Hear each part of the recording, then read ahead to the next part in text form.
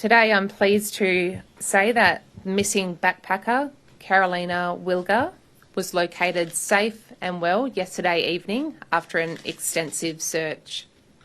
At about 4:15 p.m. yesterday, 11 July 2025, police were advised Carolina had been located after flagging down a passing car within the Wheatbelt area.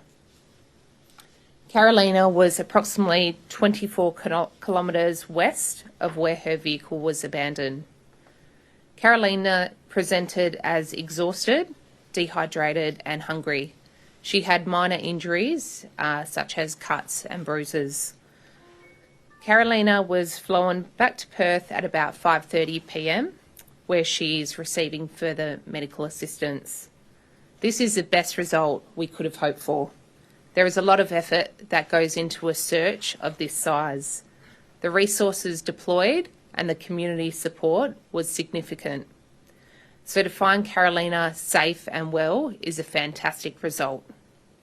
We would like to thank everyone who came forward with information.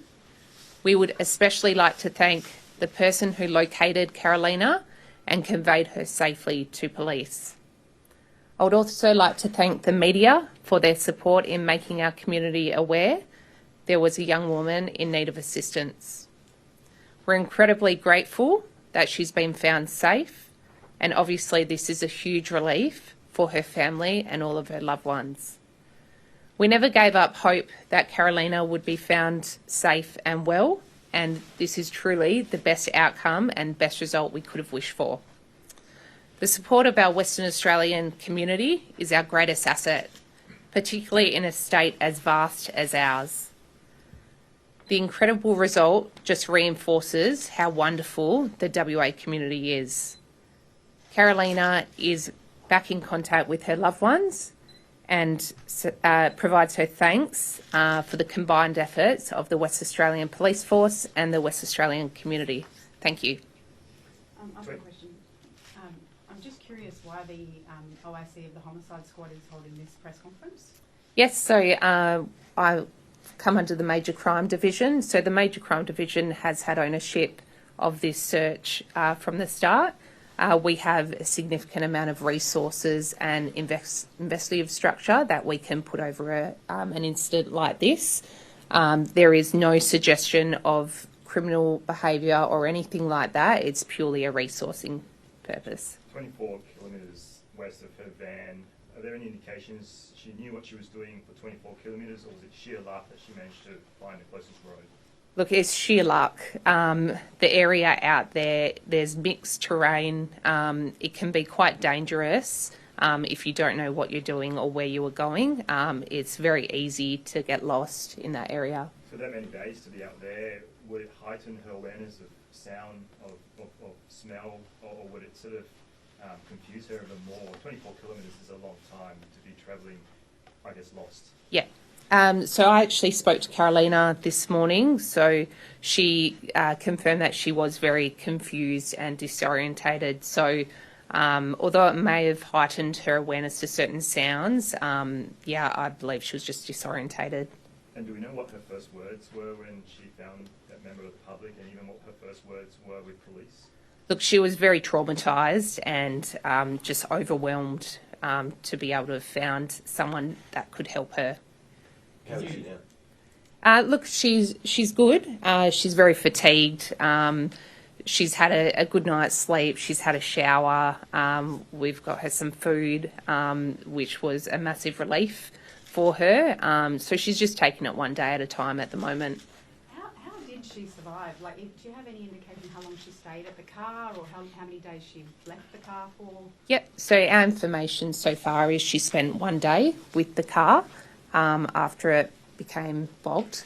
And then she moved on from there. So she was essentially out in the wilderness for about 11 nights, which is significant, and just brings us back to how lucky she was that she was located safe and well, and how thankful we are that we managed to find her. Did she set off in a direction where she thought there might be a road or someone to help, or she just basically picked one way and went? From speaking to her this morning, she basically looked at the direction of the sun and tried to head west. thinking that that would be her best bet of coming across someone or a road. And the woman, I believe it was the woman that eventually found her, was she involved in the search or she just happened to be driving by at the right time? I was just a member of the community, just happened to be driving by at the right time. So we're extremely thankful for her stopping and giving Carolina the assistance. What was her reaction? Are you aware of what her reaction was when she found Carolina? Look, I haven't spoken to her directly, but my understanding is she was quite overwhelmed herself. You know, it's not often that you drive in such a remote area and you come across a situation like that. Did she know? She knew Carolina was missing? The majority of the Wheatbelt community knew, that she was missing. Yeah. Do you know where Carolina was headed before her car got bogged? Look, she had some open travel plans just to explore parts of Western Australia and then further head north and towards the east coast. So she was fairly open in that. And how much food and water did she have packed for herself? Yeah, so she had minimal food and minimal water. So, from speaking to her, she has said, I could have planned better. And, we always come back to if people are in this area, planning is essential. So to make sure you've got enough food, enough water, know where you're going, know the road conditions and the weather conditions. Do you know when she ran out? I can't say that, no. How was she this morning when you spoke to her? What was sort of demeanour, where was her headspace at the moment? Yeah, look, she is still in disbelief that she was able to survive.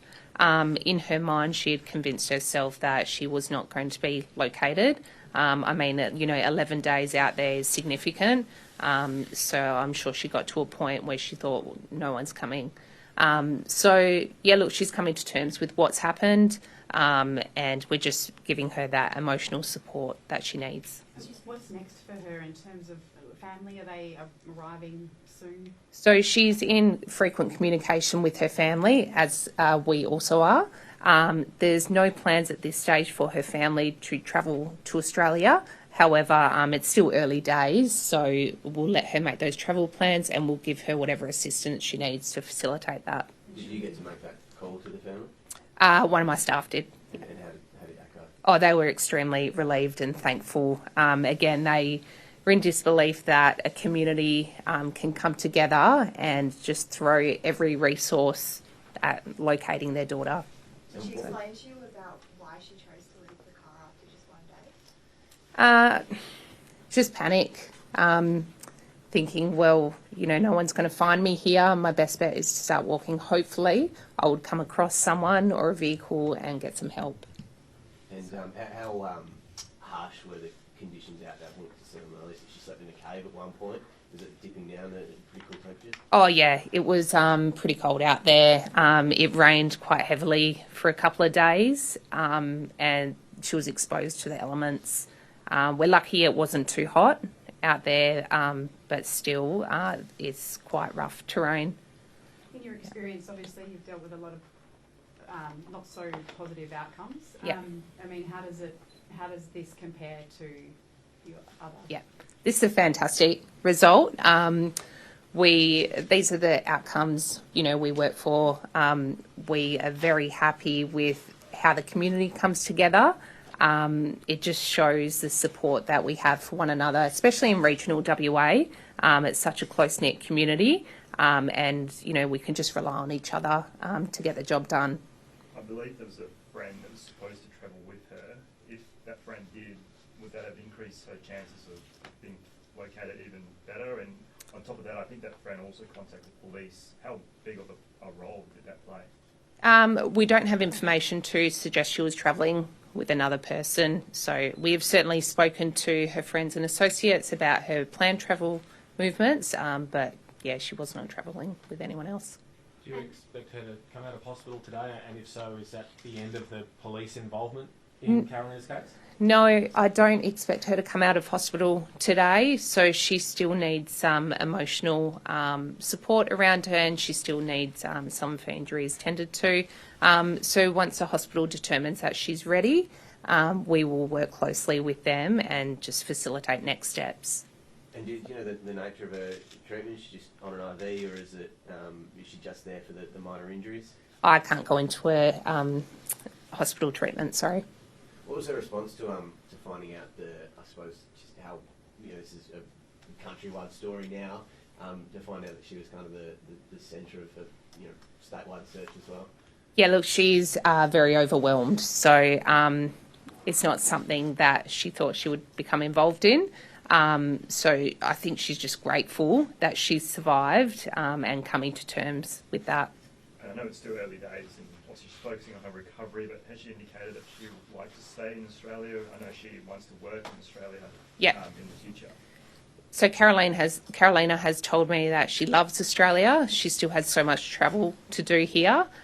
She hasn't made it over to the East Coast yet, so that's still on her bucket list. So I think if she has the ability to stay, she definitely will.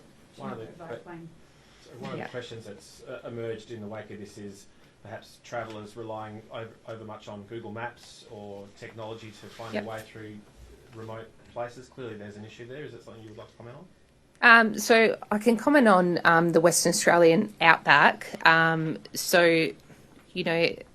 West Australians who reside here know that it is a large countryside. It's made up of different terrains. It can be quite challenging to survive in those areas if you don't know where you're going or what you're doing. So all we can advise people to do is invest in things like personal locator beacons, where you may be able to raise emergency services if you come into trouble. Share your travel plans with your loved ones, plan your destinations, and then make contact with those persons when you arrive. And obviously the advice is always to stay with your car. Her plan of following the sun, you said she was just heading west with the sun, in one direction. Did that increase her chances? I mean, she eventually found a road. Look, I can't comment on that. Each person is different as to their, skill level of surviving in the bush. But I always come back to you're best off remaining with your car. It's far easier for an aerial search to locate a vehicle than it is a person. Was there any touch for signal? I can't comment on the signal. Signals vary throughout that area. And just realistically, she's been out there for 12, today would have been the 13th day of searching. Realistically, how long would she have left? That also I can't comment on, sorry. She didn't actually crash the car, did she? It just became bogged? It appears that she's somewhat lost control of the vehicle and then it's become mechanically unsound and bogged. So we are still working through understanding what went wrong with the vehicle. You don't know what she was doing up on top of the rocks, why she went up there at all? So my understanding is that Carolina became lost and disorientated and was just looking for the nearest track. So, thank you.